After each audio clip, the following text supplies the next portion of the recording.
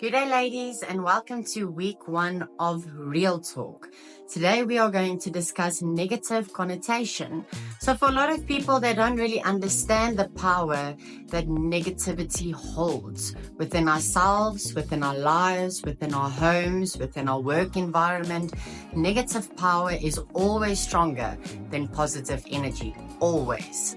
So when we speak about negative connotation, what comes out of your mouth or what goes into your mind or what goes into your ears said by other people can cause a ripple effect where you will then, your whole day will be influenced, your whole emotion will be influenced, your whole aura will be influenced. That's why what you surround yourself with makes such a big difference and plays such an important role in your life.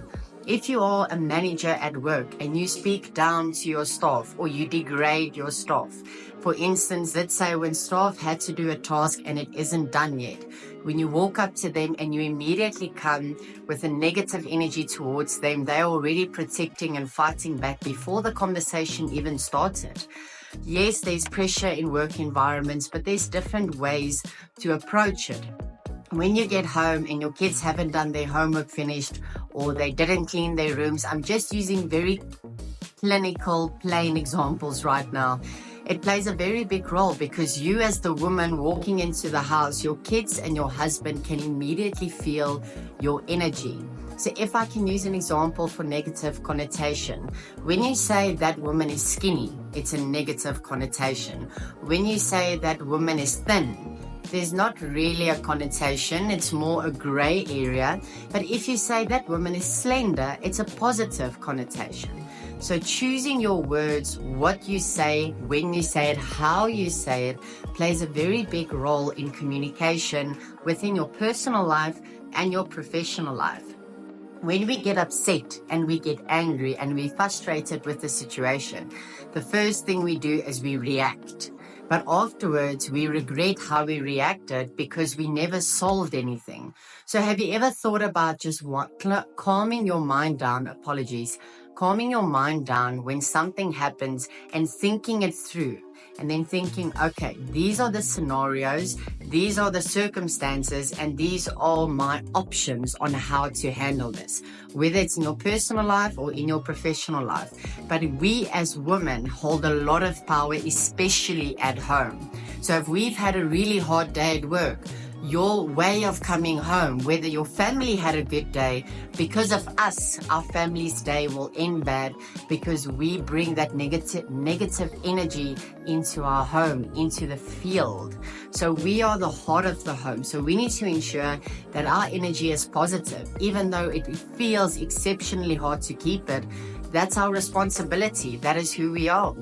And whether you don't have kids and you're just in a relationship and you just you're still growing and going in your relationship, if you come home with a negative energy, but you are fighting towards your partner or you are very feisty towards your partner, it will play a very big role and it will damage your relationship in ways that, if you think about it, you could have handled the situation differently and things could have turned out differently. But us as humans are so fast to react to something instead of sitting back, looking at the scenario from different perspectives and just thinking that we don't need to handle it the way we want to handle it. And majority, 99% of the time, the way you want to handle something and the way it should be handled is two completely different things. But the way we want to do it will give us self-satisfaction. But the way we need to do it will give us satisfaction in general. So satisfying yourself doesn't mean it satisfies the situation or that it solves the problem of the situation. So when it comes to negative connotation, the words you choose when you speak to your kids, to your husband or to your partner, to your boss, to your manager, or to any form of employee plays an exceptional role. Your word choices make a very, very, very big difference. And it's really difficult because it's the way we say it. So for instance, let's use a relationship and you say, I love you. Okay, I feel it. But I don't really feel it because it's, okay, love you. But if we say, okay, I love you, my husband, or I love you, my angel, or whatever the case might be, it changes it completely. It's small little things in our verbiage that we have to change that changes the whole situation and circumstances. If you are on a group, and we all know there's always one person on a group that has to be bitey and feisty and go out there, there's a way to put that person on their place without using any form of negative connotation and to calm the situation down.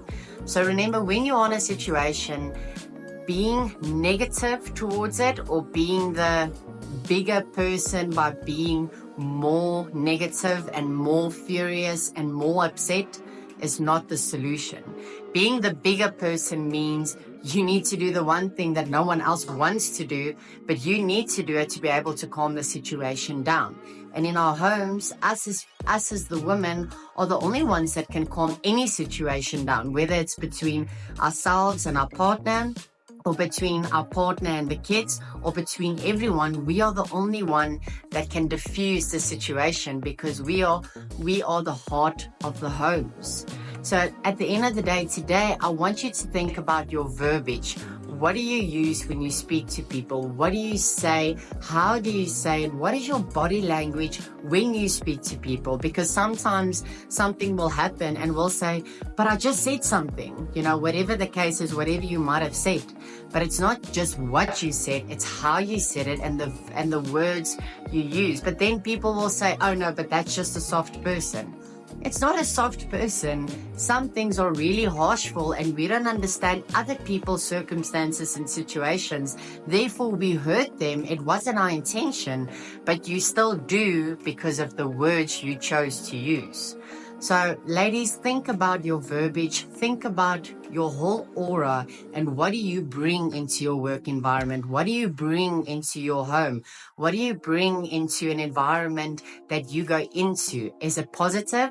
Is it negative? Because having a arrogant connotation doesn't show that you have self-confidence at all. People think walking into a place and having an arrogant voorkoms, I need to think of the English word now, an attitude presence, it's not showing that you have confidence. And people won't stay away from you because they respect you, they'll stay away from you because they disrespect you.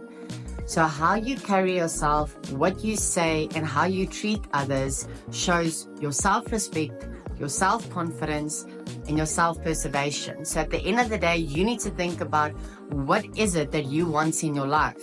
Because if others are negative towards you, before you jump on a high horse, like people would always say, ask yourself, maybe what have you done and what have you said to put yourself in that situation to make that person feel that way about you? And if that person is only negative towards you because of what happened to them, sit them down and say, this is the situation, these are our circumstances, but let's solve this problem. At the end of the day, women are brilliant at problem solving, but we need to calm our emotions down, take our emotions out of situations, and think before we talk, because the mouth hurts more than anything else. Ladies, please give me your comments, give me your feedback. I would like to know what is your view on what we discussed today.